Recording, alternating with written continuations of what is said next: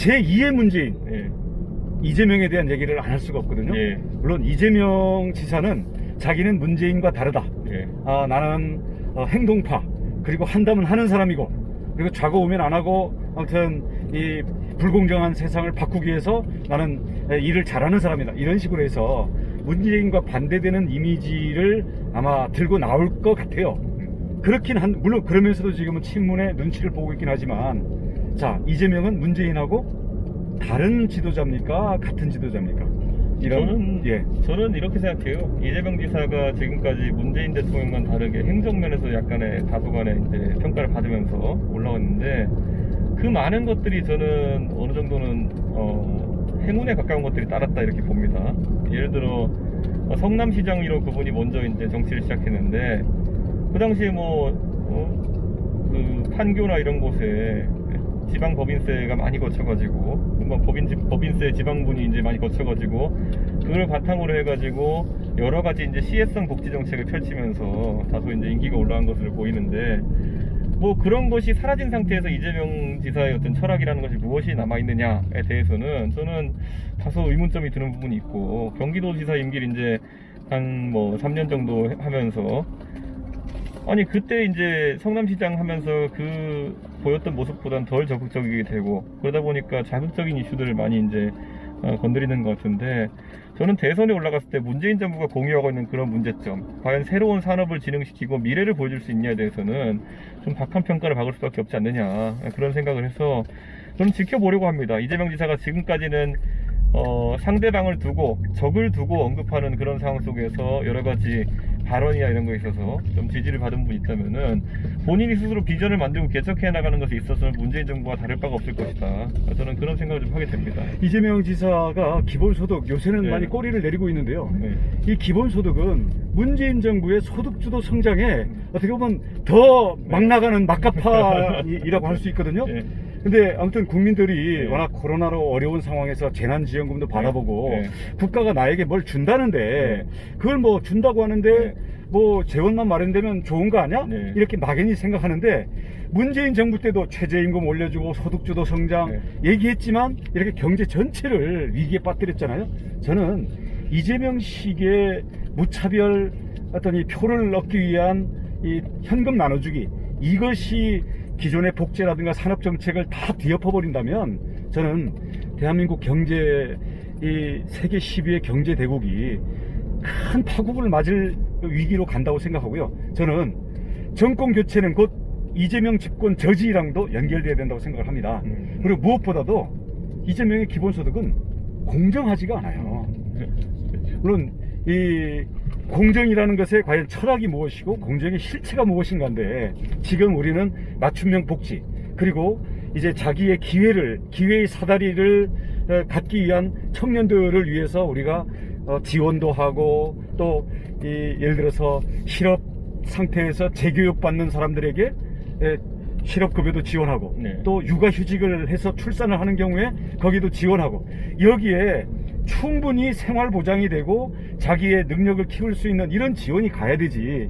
지금 이재명 지사가 얘기하는 것처럼 한 달에 4만 원씩 1년에 50만 원, 국가 전체로는 26조, 이거를 그냥 현금 따발을 공중에 뿌리듯이 그냥 살포를 하면요, 받는 사람 입장에서는 푼돈이고, 그렇죠. 국가 입장에서는 어마어마한 거액이 나가는데, 26조를 아까 말씀드린 전국민 실업급여, 그리고 청년들 취업 훈련 이 수당, 그 다음 육아휴직, 이거 전체를 주고도 남는 그런 예산이 되거든요. 그렇죠. 그래서 전 국민에게 월 4만 원을 뿌리겠다라는 이 기본소득, 이것은 어찌 보면 우리 경제 세계 12국의 산업체계와 일자리 양성체계와 복지체계 전체를 무시하고, 사실은 말도 안 되는 얘기를 하는 거거든요. 그래서 공정하지도 않고 효과도 아니고 효과도 없고 대한민국 경제를 망가뜨릴 수 있는 거기 때문에, 저는 여기에 대해서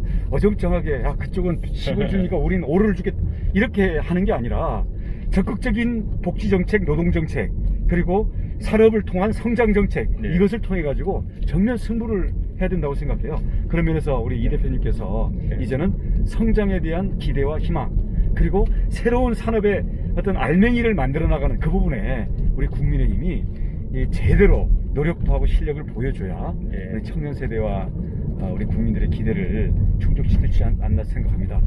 그리고 저는 이재명이랑 제주도 지사로서 이 평택항해 쓰레기가 제주도 거냐 아니냐 뭐 이런 거 가지고 예, 예. 한번 이렇게 겪어봤거든요. 예, 예. 이 사람이요, 예. 일단 자기보다 좀 약하다거나 예. 자기의 반기를 드는 사람에 대해서는 아주 공격적이에요. 지나치게 공격적이에요. 무서워요, 무서워. 예.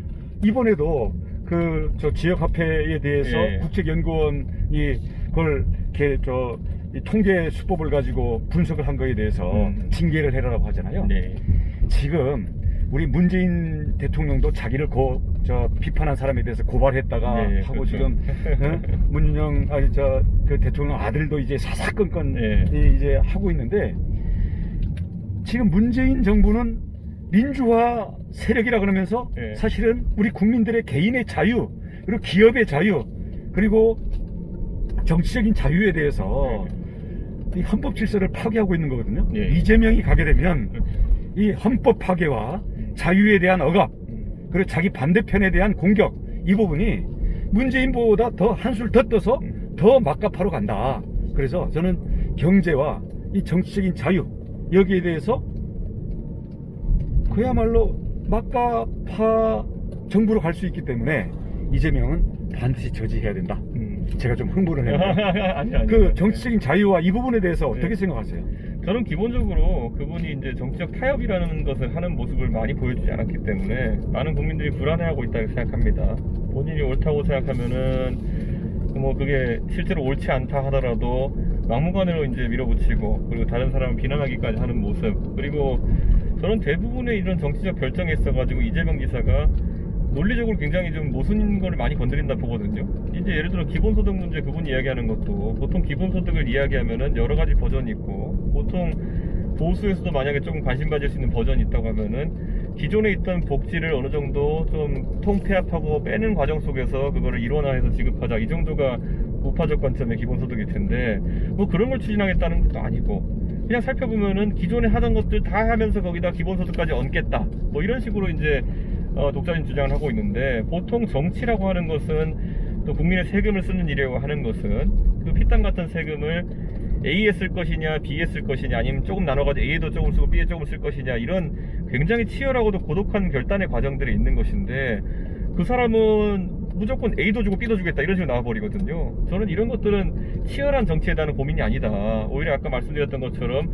그분이 기초자치단체장 치고는 상당히 풍요로운 성남시장을 지내면서 그냥 다 주는 것에 익숙해진 어떤 모델이고, 그 과정에서 정말 치열하게 다른 사람과